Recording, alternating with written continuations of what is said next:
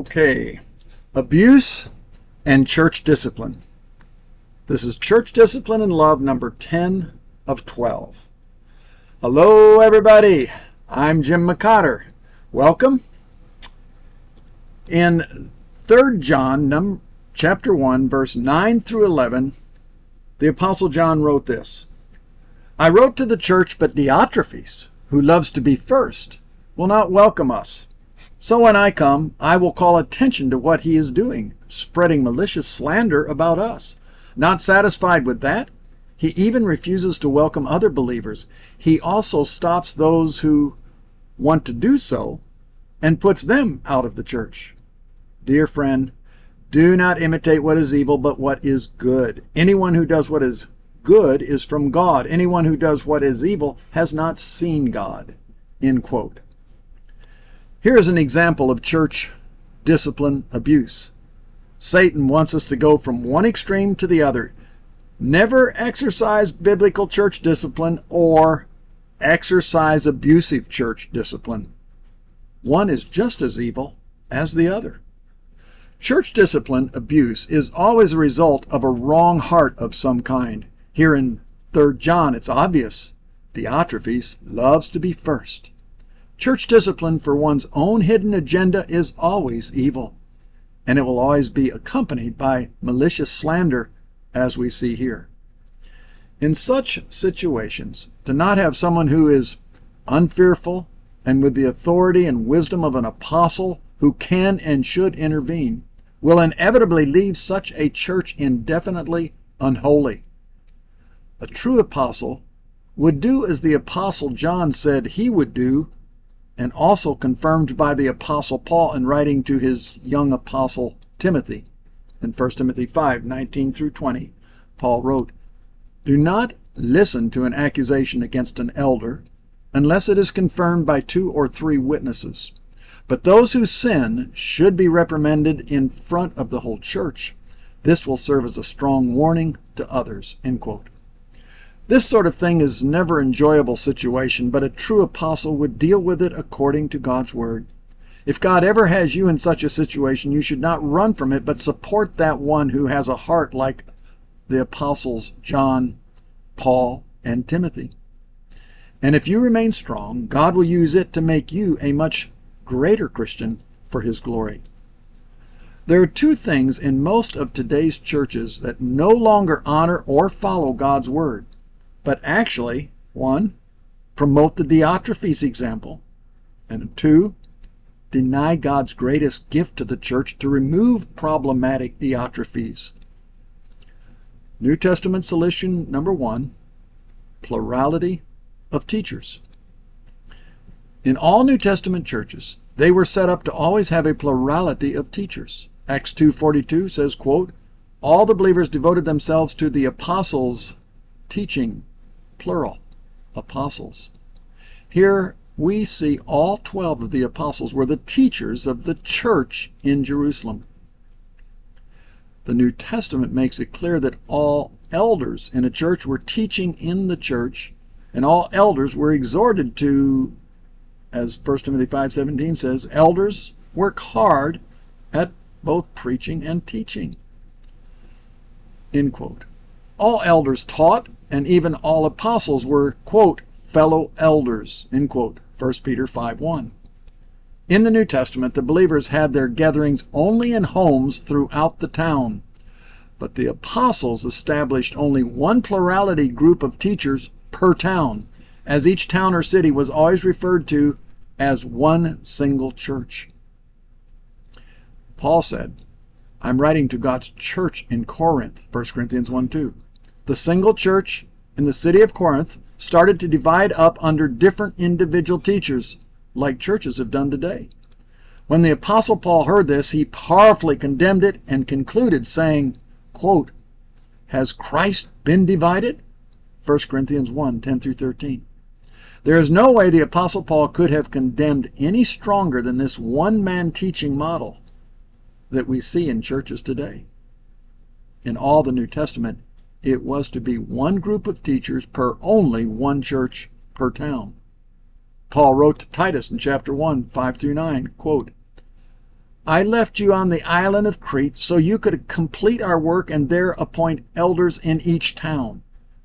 Then they will be able to encourage others with wholesome teaching." End quote. Contrary to the New Testament, today's churches are actually set up to be organized around one man, the one-man teacher. So today they unwittingly establish one-man Diotrephes as church. It's not even assumed as evil, contrary to what the apostles John and Paul condemned. However, a one-man pastor today might not be guilty of slander, but if they were ever challenged to not remain in first teaching position, it might be interesting what some might retort, or maybe just leave to go find some unbiblical one-man Diotrephes church. God designed a family to have two parents, a plurality, even as he ordained the church family to have a plurality of spiritual parent teachers. Though some children grow up wonderfully with only one beautiful parent teaching them, like some churches with only one teacher. But how sad if Christians promoted that families should have only one parent. That is not biblical. Even so, how sad for Christians to promote that any church family should have only one parent teacher. That too is not biblical. No matter how good one parent is, two good parents will always be better for a family. Even so, no matter how good one Bible teacher is, a plurality of good Bible teachers will always be better for a church family. When there is a plurality of teachers, they can show being subject to one another, Ephesians 5:21, and show humility in valuing others above themselves, their fellow leaders, Philippians 2:3. As said, a picture is worth 1,000 words. Jesus said the same in Luke 6:40, quote, "When everyone is fully trained, they will be like their teacher," end quote. Jesus did not say like their teaching, but rather like their teacher. Jesus also said in Luke 22:26, "Those who are the greatest among you should take the lowest rank, and the leader should be like a servant." New Testament solution 2, God's greatest gift to the church. Few Christian groups follow the New Testament example of apostles for today, and some groups that use that name are in authoritarian power trips themselves and should be avoided. But in the New Testament, the most humble, most mature, and most influential spiritual leaders were all apostles. The Latin word for apostle is missionary. Satan has done a great word game switch on Christians today.